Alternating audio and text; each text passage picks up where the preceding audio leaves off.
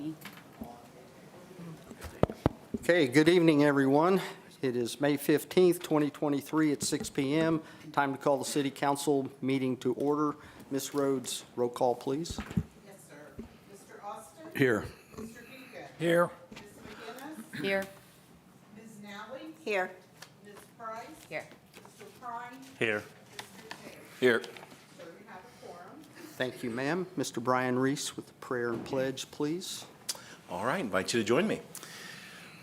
Our Father, we come to you this evening and we just thank you for the privilege of being in these chambers, in this hall, and I just pray for the meeting. I pray that all the items on the agenda that they would be considered with our community first and just the future of it. And I pray that you would be with these council members and our mayor as they make these decisions, given wisdom and discernment. Thank you for all our first responders, our police, our fire, our EMTs. And I pray you bless them for their service. Be with our state, be with our nation, be with our military. Thank you for those who serve us and protect our freedoms. Thank you so much for that. It's in your name we pray. Amen. Let's stand for the pledge. I pledge allegiance to the flag of the United States of America and to the republic for which it stands, one nation, under God, indivisible, with liberty and justice for all. You may be seated. Thank you, Brian. Okay, thank you, everyone, for coming tonight. We go into our next segment, which is announcements or public comment. And I'll just clarify, it's 2 minutes per subject under announcements and public comment. So do we have anyone that wishes to speak that has not on the agenda? Sir, I will operate the time if you need me to. Yes, sir. My name is Scott Halcott. We need to pick it up, sir, at the, And again, we got 2 minutes per subject.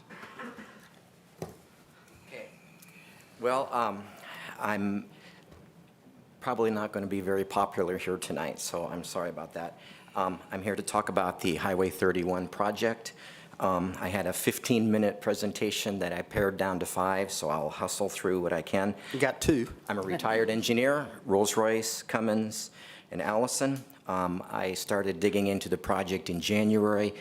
I've got 14 hours of interview, about 100 documents, and 35 pages of notes from that. Talked with Indiana or Franklin city officials, NDOT officials, and the 3 design contractors involved. I think we all know about the project, 50 million, 5.5 miles, 33 U-turns, 30 traffic signals versus our current 8. Indiana's history with this type of design, road design, is 4 single rural intersections, and 1 urban intersection that's in Fishers. Fishers voted to remove this design in February of last year. There's also a stretch of Highway 31 along Fulton and Tipton counties that was rejected, that had this type of design, was rejected in August of last year, and NDOT decided to reconsider. My reasons for opposition to the project is that the project goals of accident reduction and traffic efficiency have either been met or are very minimal. The traffic accident reduction has already been met by 2019 from their goal without doing the project, and the traffic efficiency gain is roughly 5 to 10%. So next point in opposition, it's approximately a 3.5-year construction project where Highway 31 will be torn up for us for 3.5 years. The project is... Okay, sir, you, sir. the 2 minutes is up, and what we're getting from this is you don't like the project, you think it's way too much money, and you want the city council to stop it, and that's where you're at. That's what you're here to tell the story about. So the 2 minutes is up. I get where you're coming from. There's been a lot of time on this side of the aisle, too, that's done a lot of research. I understand. This is an NDOT project. We've told you that many times, and I do know today that you got answers from NDOT on a few of your requests, and that's where we're leaving it. So we're moving on.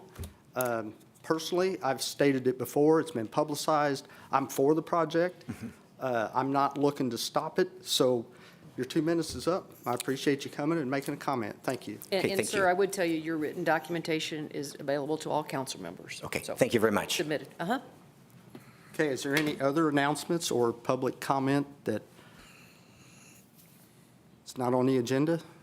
Hearing none, we will move on to the consent agenda. Move to approve the consent agenda from the minutes from May 1st. Second. Okay, we have a motion and a second. All those in favor? Aye. Move to read old business by title only. Second. Okay, we have a motion to read old business by title only. All those in favor? Aye. Okay, this one is a public hearing, approval of ordinance 2023-03, rezoning to be known as Kingsbridge PUD 2023. Public hearing and official action will be denied.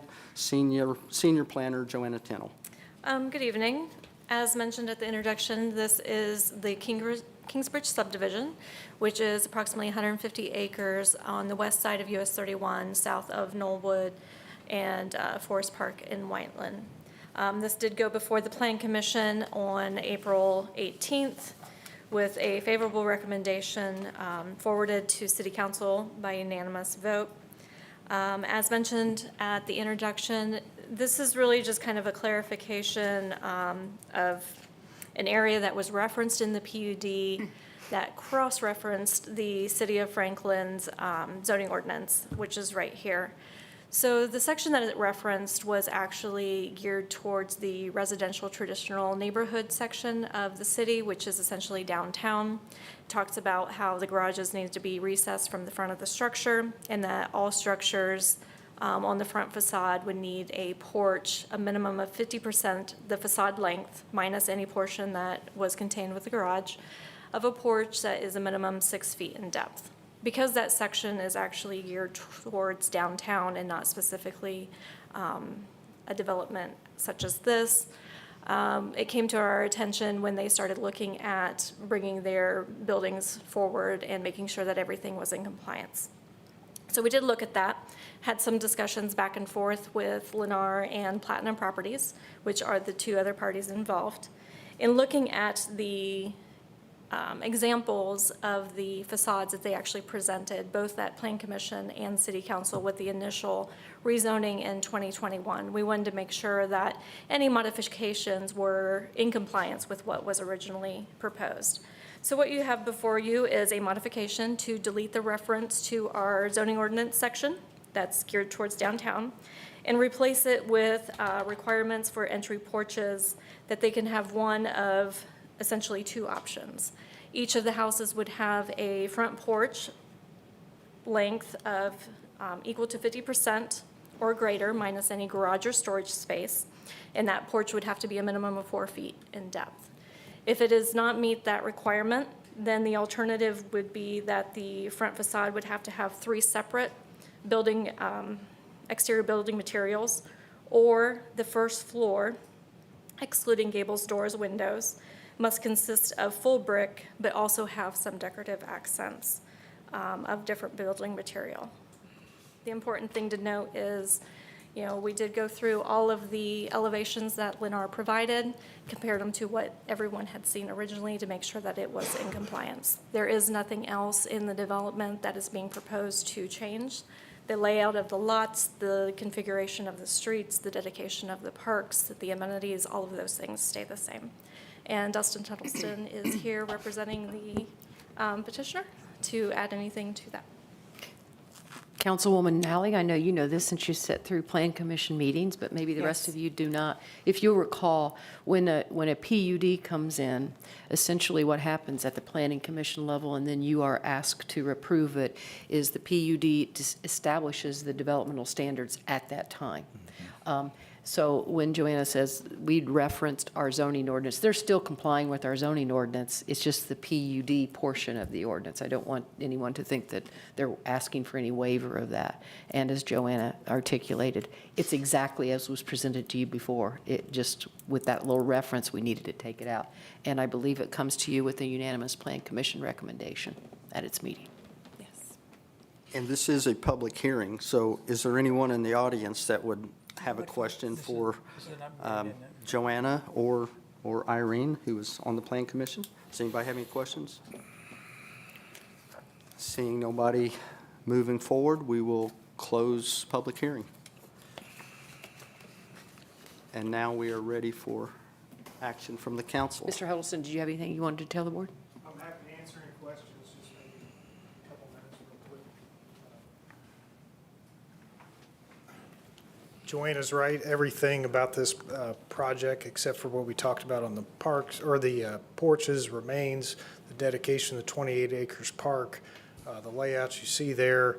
To bring it, I'm a visual guy, so we're modifying half a page of this document you've already approved, and it just deals with what Joanna's talking about. So it's an exciting project. We're ready to go, and this is just the last clarification. So happy to answer any questions. So Dustin, is there a time frame while we're asking questions of when, I know they've been moving dirt, do you know when the roads are gonna? Do you have a? Okay. Okay. I mean, are they working every day when it's not raining? Because I go by and some days they're moving dirt, some days they're not. I didn't know if they're going to get on a schedule and try to get this done, or are we going to drag our feet and take the rest of the summer to do this? I'll find out for you and get back to you. Okay, thank you. Yep. I know this was the last thing they were waiting on, but they, as you've seen, they've had earth moving materials there for a while, so. Yeah, and people don't realize how long it takes to get a project done. I think we started talking about this 3 years ago, and we're just now start moving dirt, so it takes forever. Yep.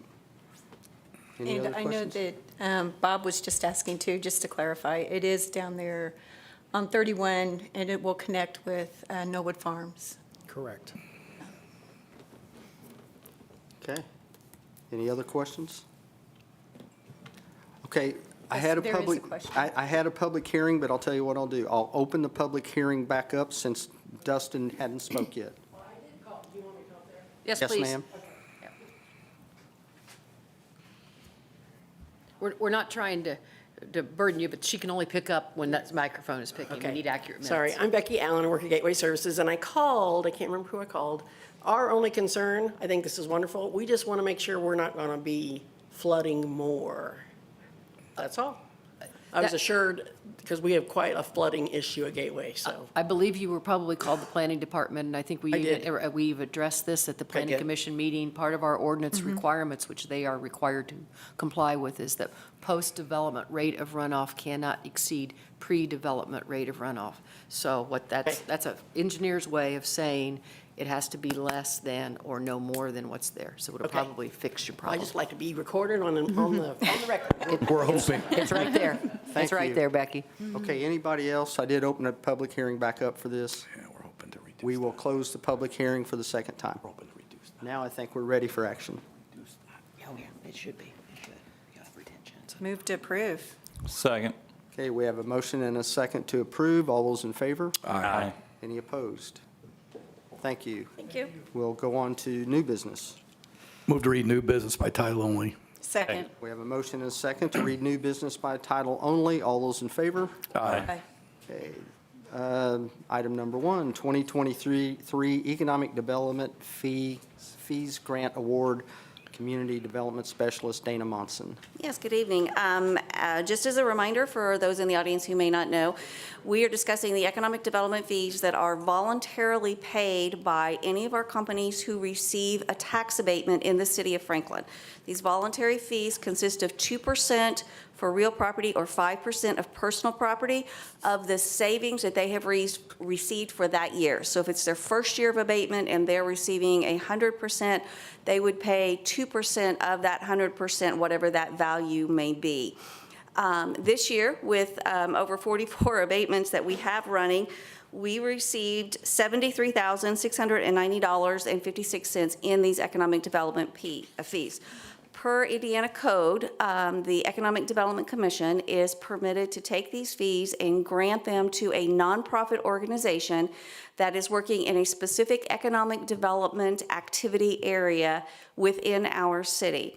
So the commission every year approves an application, and we send these applications out to our local nonprofit organizations that we know fit that criteria according to state code.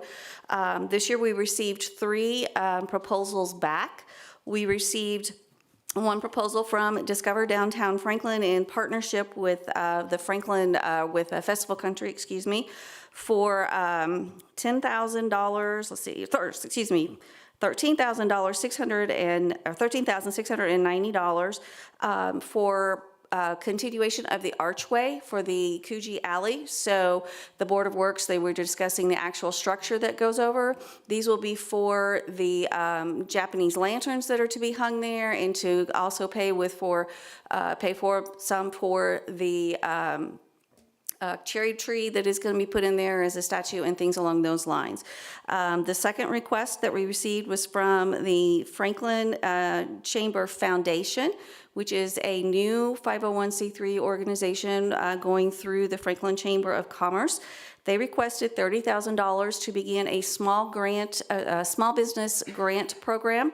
These small grants would be in the order of $2,500 per business. They are to have 10 or less employees. These are to be basically to help our incubators, our new businesses, our small businesses. A lot of those are downtown, but they can be anywhere within the city of Franklin. They do not have to be chamber members. They simply have to apply, follow the criteria.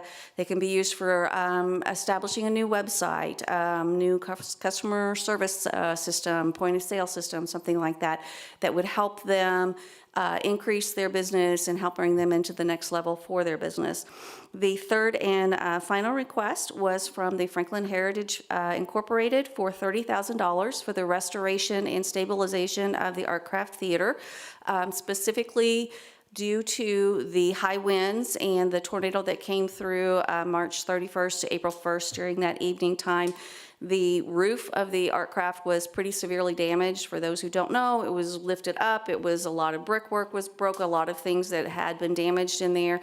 They're still continuing to assess that damage. They're still continuing to work with their insurance company, but they know that the insurance company will only pay to basically replace what was there.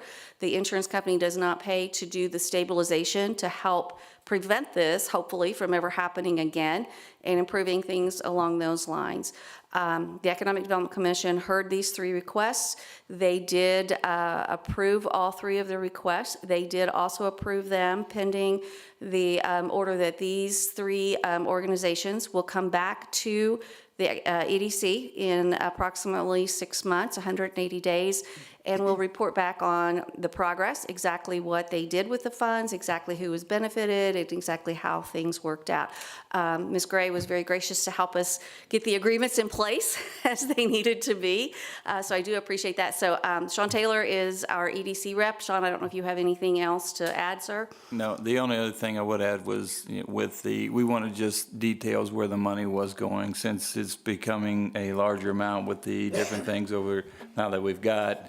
We don't want to just, I know the chamber is going to do a great job if we give them the money, but we would like to know exactly what's going on so we can come back and report, to the city and to the people that, hey, this is where that money is going.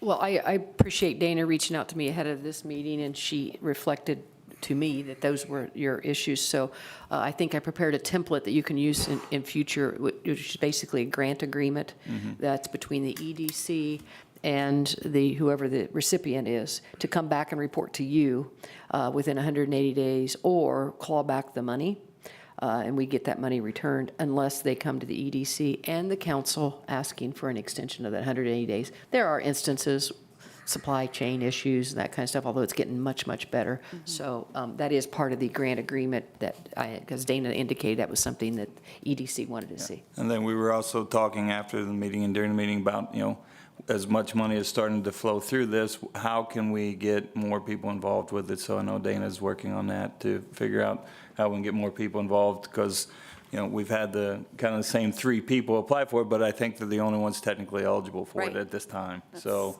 the chamber is actually helping us by doing that with the foundation, because they can spread it a little bit better to people that would not normally qualify.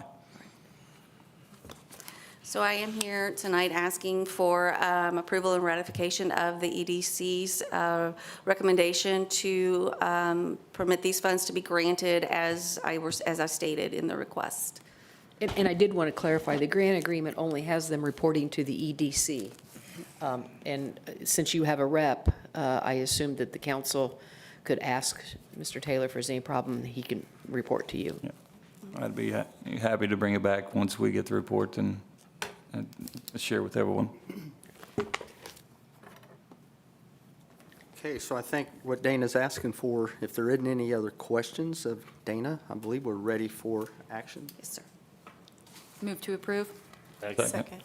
Okay, we have a motion and a second to approve. All those in favor? Aye. Any opposed? Thank Thank you, you. Dana. Okay, we'll go on to other business. Public Arts Advisory Commission 2022 Annual Report. Commission President Ken Koski. Good evening. Just wanted to report out on the many successes of the Public Arts Advisory Commission. As you can see on our annual report, probably the signature accomplishment was the putting up of 200 stars in the Artcraft Alley. But there were numerous other projects, including electrical box art, the pole banners that you see all around town, helping to bring events like Canvas Clash and Ethos and the Porchtober events to fruition.